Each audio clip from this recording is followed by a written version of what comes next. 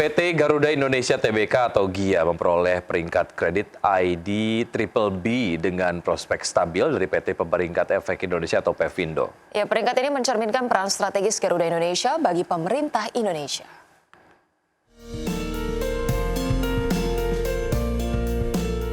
PT Garuda Indonesia Tbk atau GIAA memperoleh peringkat kredit ID Triple B dengan prospek stabil dari PT Pemeringkat Efek Indonesia atau Pevindo. Peringkat ini mencerminkan peran strategis Garuda Indonesia bagi pemerintah Indonesia. Pevindo menyebut Garuda Indonesia memiliki kekuatan posisi bisnis serta jaringan rute penerbangan yang luas. Namun demikian, Pevindo menyoroti peringkat Garuda Indonesia masih dibatasi sejumlah faktor, termasuk profil keuangan yang lemah, ketatnya persaingan industri, serta sifat industri penerbangan yang sangat siklikal. Menurut Pevindo, peringkat GIAA dapat ditingkatkan apabila perusahaan mampu memperkuat kinerja keuangan seperti meningkatkan yield secara berkelanjutan, menurunkan rasio utang, serta memperkuat cakupan arus kas. Selain itu, pelaksanaan strategi pengurangan utang dan peningkatan metrik kredit juga akan menjadi faktor pendukung kenaikan peringkat.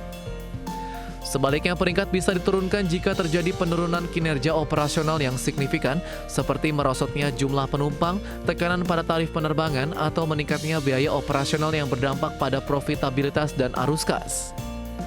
Penurunan juga dapat dipicu jika dukungan pemerintah melemah, mengingat peran strategis pemerintah dalam struktur pemegang saham dan operasi Garuda Indonesia. Peringkat kredit ini menurut Pevindo akan berlaku pada 27 Mei 2025 hingga 1 Mei 2026. Adapun rating ID Triple B Garuda Indonesia tidak berubah dari sejak Juli 2024. Namun rating ini menurun dari Februari 2018, berada di ID Triple B Plus dengan outlook stable. Garuda Indonesia masih mencatatkan rugi bersih sebesar 76,5 miliar rupiah dengan pendapatan sebesar 723,6 miliar rupiah. Berbagai sumber IDX Channel. Sementara itu pergerakan saham milik Taipan Prayogo Pangestu PT Chandra Daya Investasi Tbk atau CDIA kembali menyentuh level auto reject atas atau ARA pada perdagangan di hari Senin kemarin. Ya, harga saham CDIA di Senin diperdagangkan di level 1.215 per saham atau melonjak 24,62% dari perdagangan sebelumnya. Ini artinya sejak melantai di bursa melalui initial public offering, saham ini telah melonjak 374,61%. Pergerakan saham milik Taipan Prayogo Pangestu PT Chandra Daya Investasi Tbk atau CDIA kembali menyentuh level auto reject atas atau ARA pada perdagangan Senin kemarin. Harga saham CDIA di Senin diperdagangkan di level 1.215 per saham atau melonjak 24,62% dari perdagangan sebelumnya. Ini artinya sejak melantai di bursa melalui initial public offering, saham ini telah melonjak 374,61%. Bursa Efek Indonesia sebelumnya telah membuka suspensi saham CDIA pada perdagangan Jumat pekan lalu. Sehari sebelumnya pada hari Kamis pekan lalu, Bursa Efek Indonesia sempat menghentikan sementara perdagangan saham tersebut. Secara aksi korporasi, CDIA memperkuat kapabilitas bisnis logistiknya melalui penambahan 2 kapal chemical vessel berkapasitas 9.000 deadweight tonnage atau DWT. Kapal yang saat ini sedang dalam tahap pembuatan di Jepang dirancang khusus mendukung pengangkutan bahan kimia di jalur pelayaran domestik dan internasional. 2 kapal baru CDIA akan berbendera Indonesia untuk mendukung jalur distribusi dalam negeri dan juga berbendera internasional guna melayani rute lintas negara. Strategi pengoperasian ini dirancang untuk mengoptimalkan efisiensi operasional sekaligus memastikan kepatuhan terhadap regulasi maritim yang berlaku, baik di perairan domestik maupun internasional. Kepemilikan 2 kapal baru ini akan meningkatkan fleksibilitas dan kapasitas layanan logistik CDIA, baik untuk pasar domestik maupun internasional. Penambahan 2 kapal chemical vessel ini tentu dapat memperkuat CDIA dalam membangun rantai pasok bahan kimia yang andal dan berkelanjutan. Berbagai sumber IDX Channel. Pemirsa, konglomerat Prajogo Pangestu memborong saham emiten energi terbarukan miliknya yakni PT Barito Renewables Energy Tbk atau BREN dengan nilai transaksi mencapai 23,83 miliar rupiah. Prayogo memborong 3 juta unit saham BREN pada 21 Juli 2025 yang dijalankan di harga Rp7.944 per saham. Korporat Sekretari Barito Renewables Energy Agus Sandi Widianto mengungkapkan bahwa tujuan transaksi adalah untuk investasi pribadi.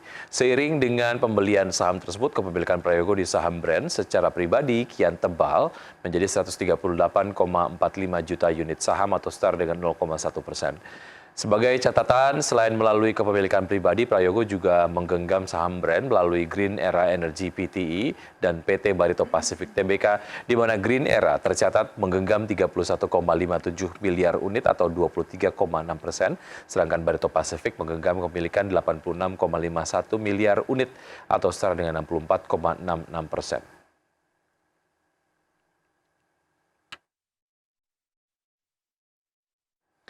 Kita ke informasi berikutnya, pemirsa. Kementerian Usaha Mikro, Kecil, dan Menengah mencatat penyaluran kredit usaha rakyat atau KUR pada semester 1 tahun ini mencapai 132 triliun rupiah.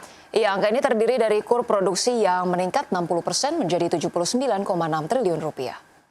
Menteri UMKM Maman Abdurrahman menyebutkan bahwa dari sisi pembiayaan secara kuantitas realisasi penyaluran KUR nasional hingga 2 Juli 2025 mencapai 132,7 triliun rupiah. Dengan penerima manfaat dari program KUR mencapai 2,29 juta orang. Sedangkan secara kualitas penyaluran KUR tahun 2025 ke sektor produksi mencapai 59,9% atau sebesar 79,6 triliun rupiah. Dengan capaian ini, pemerintah akan terus memperkuat kolaborasi lintas sektor, termasuk kementerian lembaga untuk mendongkrak kinerja UMKM melalui perluasan fasilitas, kemudahan perizinan, sertifikasi, dan pembiayaan usaha bagi UMKM agar semakin berdaya saing, produktif, dan mampu membuka lapangan kerja berkualitas. Hari ini, KUR produksi yang tersalurkan total di angka 79,6 triliun dengan persentase 59,97%. Artinya kurang 0,003 lagi secara persentase, dan ini bagi kami yang selama ini di angka 56-57% dan kita sudah mengarah ke sana. Baik pemirsa, sebelum kita akhiri Market Plus pada hari ini, kita akan lihat terlebih dahulu bagaimana pergerakan IHSG sejauh ini. Jadi per pagi hari ini pemirsa, IHSG tampaknya masih menguat 0,55% ke 7.439,2. Kemudian kita lihat di sini ada top gainers datang dari WIFI, Inet, Brand, ADRO, Dewa, BRPT, dan top losers datang dari SSIA, TUWR, Bilog, TCPI, dan juga Mina.